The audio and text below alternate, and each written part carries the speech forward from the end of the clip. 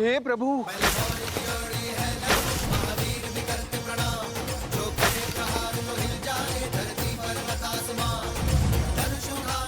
अरे कोई रोको, उस तीर को देखो।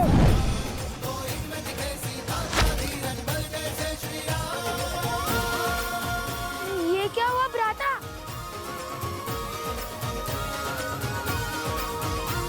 अरे मटके! कितना जल बह रहा है। कोई रोको इस तीर को, सारा पानी बह रहा है। चुनौती वृक्ष पर लटके 3 मटके फोड़ने की थी, तुमने तो आश्रम के सारे मटके फोड़ दिए। इस अपराध का तो घोर दंड मिलेगा तुम्हें। मैंने क्या, पूरे आश्रम ने देख लिया। सच्चे राम भक्तों का पराक्रम। अब लगता है वन देवी का पराक्रम तुम दोनों पर बरसेगा।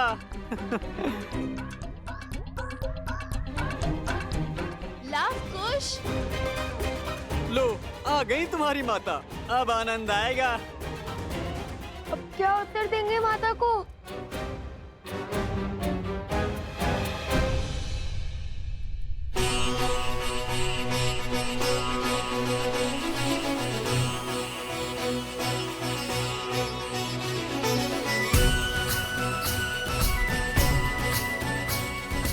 अश्वमेध यज्ञ के विधान के अनुसार ये वेदी 4 अंगुल और ऊंची होनी चाहिए।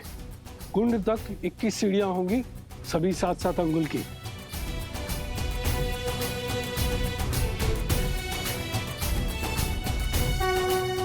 प्रणाम ऋषिवर। कल्याण मस्तु ऋषिवर।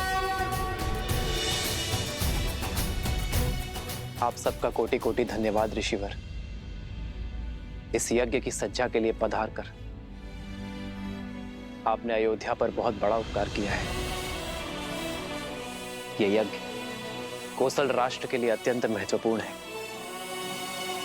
मुझे विश्वास है ऋषिवर कि आपके सामर्थ्यशील मार्गदर्शन में इस यज्ञ में कोई त्रुटि नहीं होगी। प्रत्येक कार्य विधिवत होगा। ये हमारा सौभाग्य है श्री राम। हर ओर राम राज्य का ध्वज लहराए।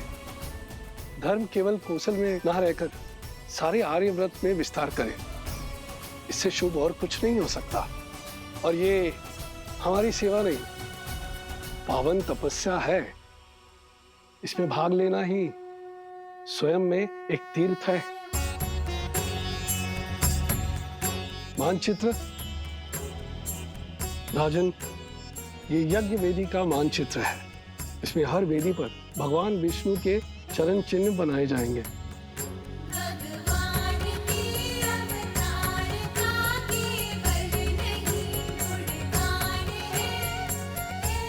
आइए।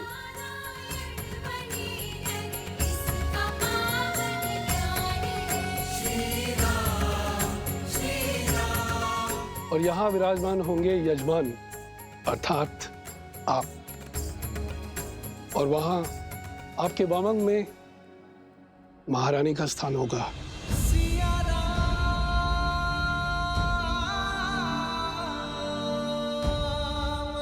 वेदों के अनुसार यज्ञ में यजमान के सपत्नी सम्मिलित होना अनिवार्य है। बिना युगल आहुति के न यज्ञ पूर्ण होता है और ना ही उसका फल मिलता है। आपकी और महारानी की आहुति की शक्ति ही साम्राज्य में सुख और समृद्धि को बढ़ाएगी। राम सिया राम सिया राम।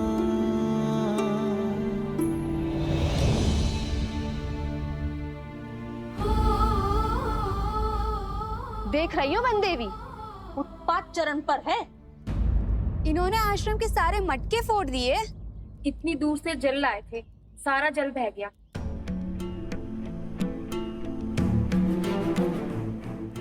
लवकुश, ये कैसी उद्दंडता है? क्यों किया तुम दोनों ने ऐसा? उत्तर दो। ये कैसा खेल था? जो भी हुआ उसका उत्तरदायित्व हमारा है, परंतु ये कोई खेल नहीं था, चुनौती थी। गुरु भ्राता शांडिल्य ने कहा था। वन देवी, मैंने केवल 3 घड़े कहे थे फोड़ने के लिए, सारे नहीं। आप चाहे तो इनसे पूछ लीजिए। हाँ वन देवी, बात 3 घड़ों पर ही लक्ष्य साधने की हुई थी। लवकुश, माता वो शक्ति अधिक लग गई। तुम्हारी इस अधिक शक्ति के कारण आश्रम में एक भी बूंद जल नहीं है। अब तुम दोनों का यही दंड है कि तुम दोनों पूरी रात्रि जागकर आश्रम के परिवार वालों के लिए नदी से जल भरकर लाओगे।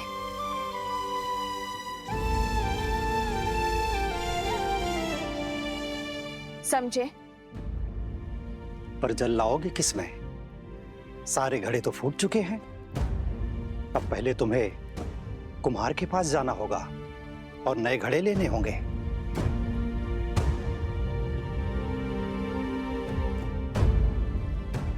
जी माता।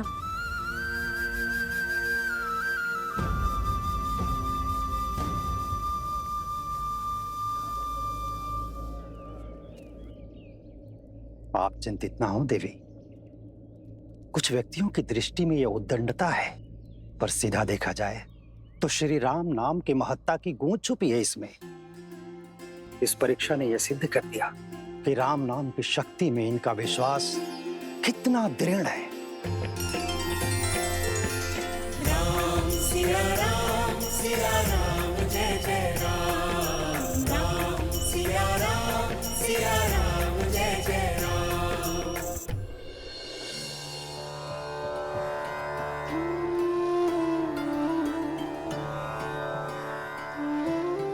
ये लो, ये भी ले जाओ। हम तो केवल 3 जीव हैं। इतने अनाज की आवश्यकता नहीं है हमें, इसे सब में बांट दो। और वैसे भी आश्रम पर जो संकट आया है उसके दोषी मेरी संतान ही तो है। किंतु ये कुमुदनी, ये कोई उपहार या उपकार नहीं है, मेरी क्षमा याचना है।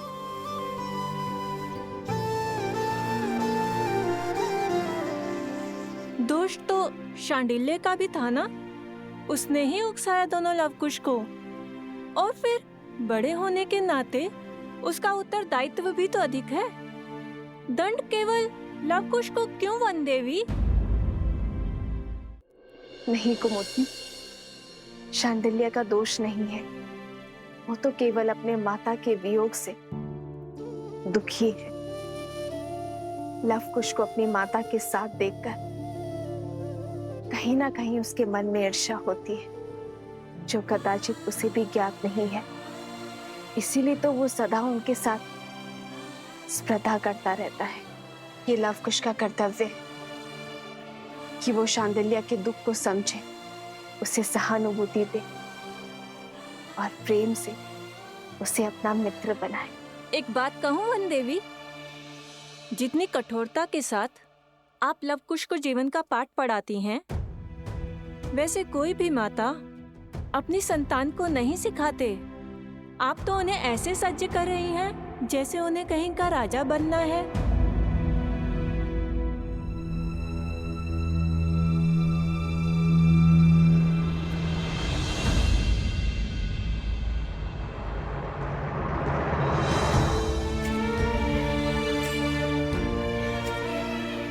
अब इसे मैं कैसे समझाऊं आर्य कि एक रानी केवल प्रेम रूपी माता नहीं बन सकती। मेरे कंधों पर अपने पुत्रों को पिता के समरूप बनाने का भार भी तो है ना आर्य, ताकि कल को वो पूरी निष्ठा के साथ अयोध्या के सिंहासन और प्रजा के मन पर राज कर सके।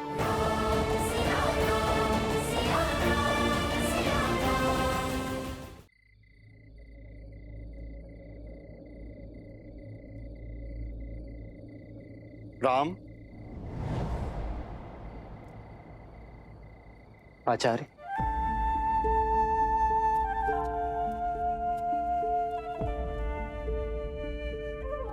प्रणाम आचार्य।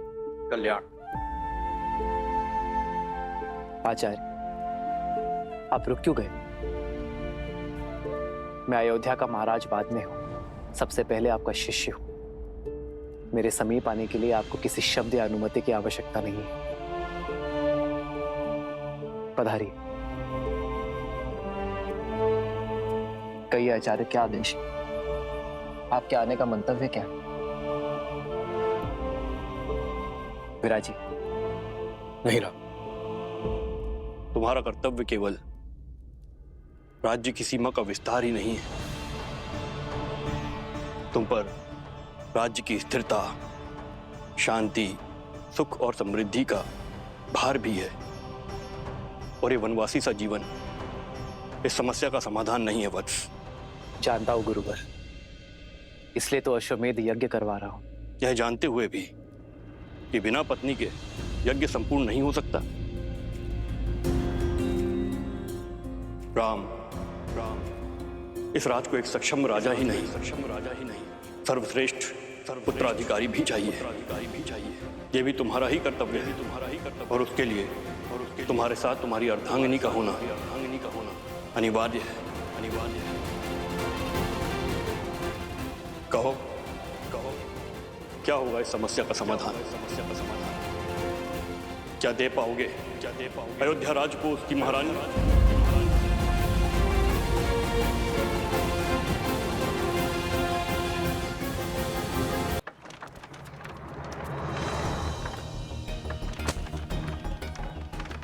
कुम्हार जी, हमें इन सब के बदले में घड़े चाहिए। हाँ हाँ, शीघ्र दीजिए। आश्रम के सभी मटके फूट चुके हैं। वो तो ठीक है, परंतु ऐसा हुआ क्या? कोई भूचाल आया था कि आश्रम के सारे घड़े एक ही दिन में टूट गए? भूचाल ही समझिए। कुछ उद्दंडी बालकों ने उपद्रव मचा रखा है आश्रम में। नए घड़े तो मिल जाएंगे, पर उनके बदले इतना अनाज चला गया। अब खेतों में और अधिक परिश्रम करना पड़ेगा। हाँ बहन, इस वर्ष की फसल बहुत ही परिश्रम मांगेगी। बालकों की उद्दंडता पर अंकुश रहना चाहिए। कब समझेंगे कि जब कोई बिना विचार किए कार्य करता है तो परिणाम पूरे समाज को भुगतना पड़ता है।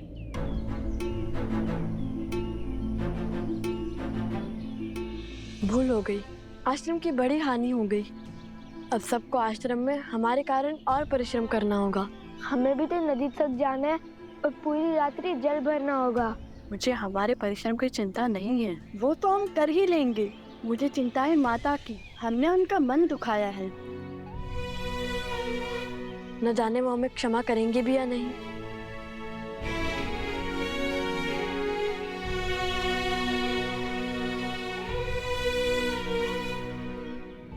नन्हे बालक आश्रम के बाहर कैसे जाएंगे? उद्दंडता की है तो दंड तो भुगतना ही पड़ेगा। आश्रम की सीमा को लांघकर घनघोर जंगल में जाना पड़ेगा।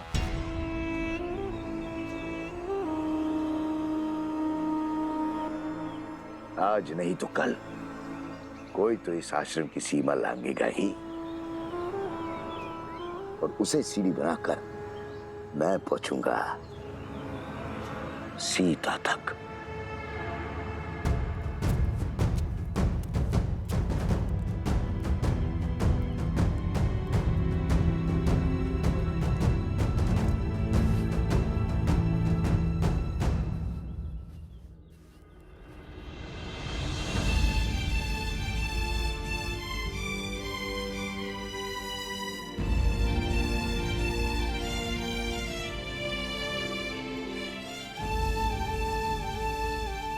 अब ऐसी भूल नहीं होगी माता। हमें आशीर्वाद दे कि हम अपना प्रायश्चित पूर्ण कर सके।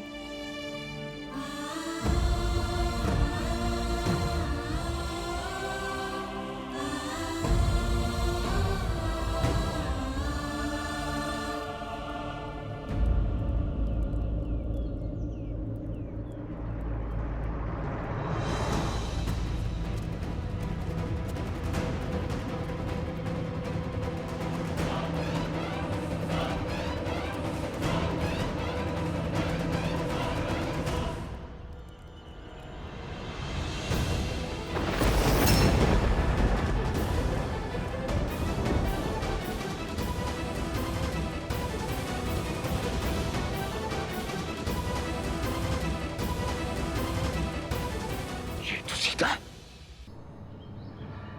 अर्थात ये दोनों बालक सीता और राम के। अद्भुत, अद्भुत।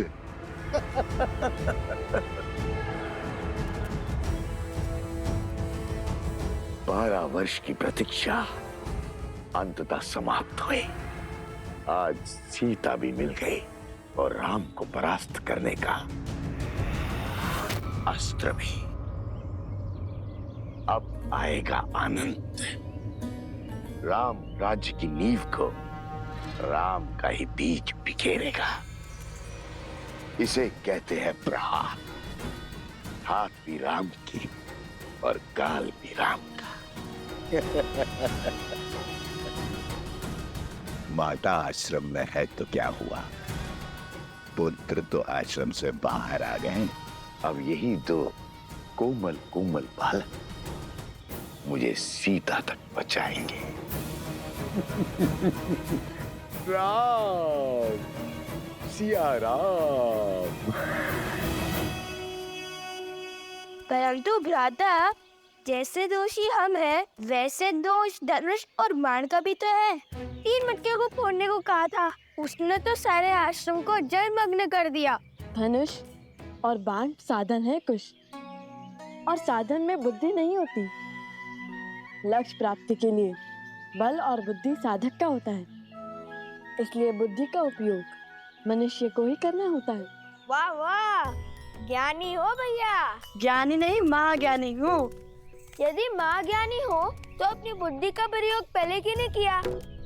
सारे मटके तोड़ दो बोल दिया। क्योंकि हमारा मार्गदर्शन राम नाम ने किया था कि लक्ष्य कैसे साधें, और लक्ष्य साधने के लिए शक्ति उतनी ही लगनी चाहिए जितनी उसकी आवश्यकता हो।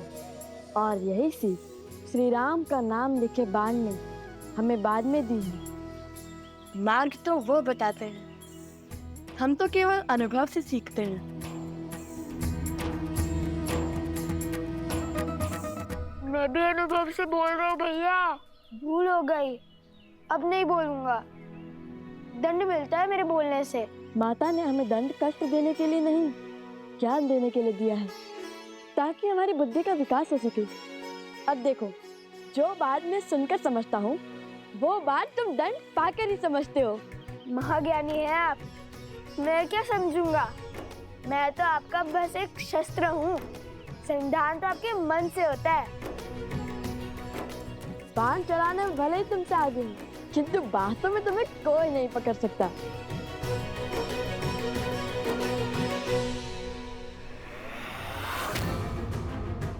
सीता तक पहुंचना है तो उसके पुत्रों को वश में करना होगा। आपके उत्तराधिकारी धर्म और कर्तव्य के पथ के लिए सच हो रहे हैं आर्य। दोनों जितने नटखट हैं उतने ही पराक्रमी भी हैं। अपने पिता की मर्यादा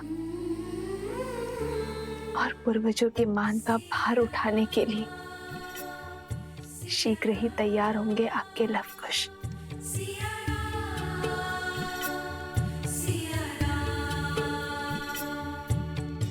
दोनों एक हैं, बस यही सच है। राम लक्ष्य और राम ही पथ है। विरह की आग में जले सिया राम। एक है तन और एक है प्राण। इस रात को एक सक्षम राजा ही नहीं, सर्वश्रेष्ठ उत्तराधिकारी भी चाहिए। क्या दे पाओगे अयोध्या राज को उसकी महारानी? आपको तो भोजन खिला दिया है, किंतु हमारे दोनों पुत्र भूखे होंगे और कुश को तो बहुत अधिक भूख लगती है आर्य।